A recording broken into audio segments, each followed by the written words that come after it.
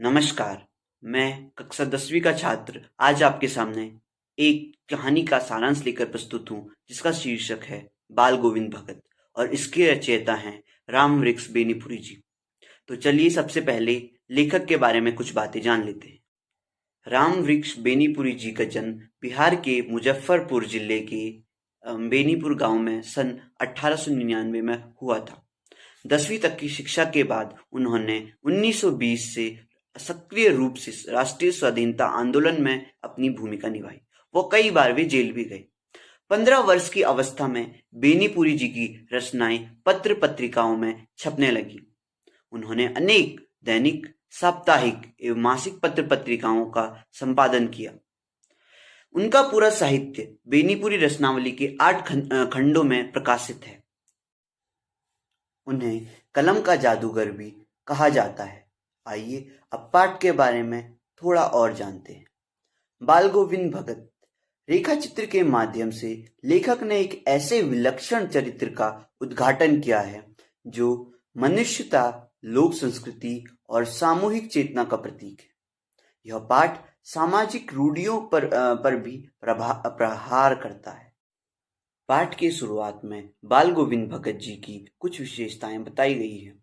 वे कबीर को साहब मानते थे, उन्हीं के गीतों को गाते थे, उन्हीं के आदर्शों पर चलते थे, कभी झूठ नहीं बोलते थे, खड़ा व्यवहार रखते थे, किसी से भी दो टूक बात करने में संकोच नहीं करते थे, न किसी से खामखा झगड़ा मोल लेते थे, किसी की चीज बिना पूछे उनसे नहीं छूते थे।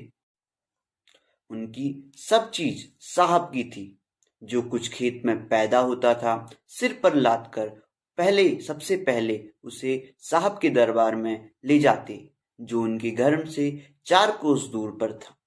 एक कबीरपंथी मठ से मतलब यह दरबार में भेंट रूप रख लिया जाकर प्रसाद रूप में जो उन्हें मिलता था वो उसे घर लाते थे। कबीर के वे सीधे साधे पद जो उनके कंठ से निकलकर सजीव हो जाते थे। न जाने किस वक्त जाकर वह नदी स्नान को जाते, गांव से 2 मील दूर, वहां से नहा धोकर लौटते और गांव के बाहर ही पोखरे के ऊंचे भिंडे पर अपनी खजड़ी लेकर जा बैठते और अपने गाने टेरने लगते। बाल गोविंद भगत की संगीत साधना का चरम उत्कर्ष उस दिन देखा गया जिस दिन उनका बेटा मरा। इकलौता बेटा था, कुछ सुस्त और बोधा सा था, किंतु इसी कारण बाल गोविंद भगत उसे और भी मानते। उनकी समझ में ऐसे आदमियों पर ही ज्यादा नजर रखनी चाहिए या ज्यादा प्यार करना चाहिए, क्योंकि ये निगरानी और मोहब्बत के ज्यादा हकदार होते। वह कुछ फूल तो हमेशा ही रोपते रहते। उन फूलों में से कुछ तोड़कर उनकी लाश पर बिखरा दिए हैं। फूल और तुलसी दल भी। सिरहाने पर एक चिराग जला रखा है और उसके सामने जमीन पर ही आसन जमाए गीत गाए चले जा रहे हैं। वही पुराना स्वर, वही पुरानी तल्लीनता। गाते गाते कभी कभी पोतुह के नजदीक भी जाते और उसे रोने के बदले उत्सव मनाने को कहते। आत्मा परमात्मा के पास चली गई है, विरहिणी अपने प्रेम से जा मिली। भला इससे बढ़कर आनंद और क्या हो सकता है।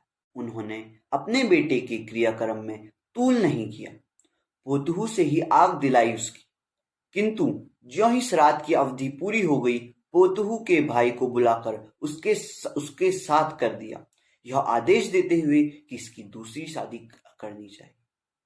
वह हर वर्ष गंगा स्नान करने जाते। स्नान पर उतनी आस्था नहीं रखते जितना संत समागम और लोक दर्शन पर।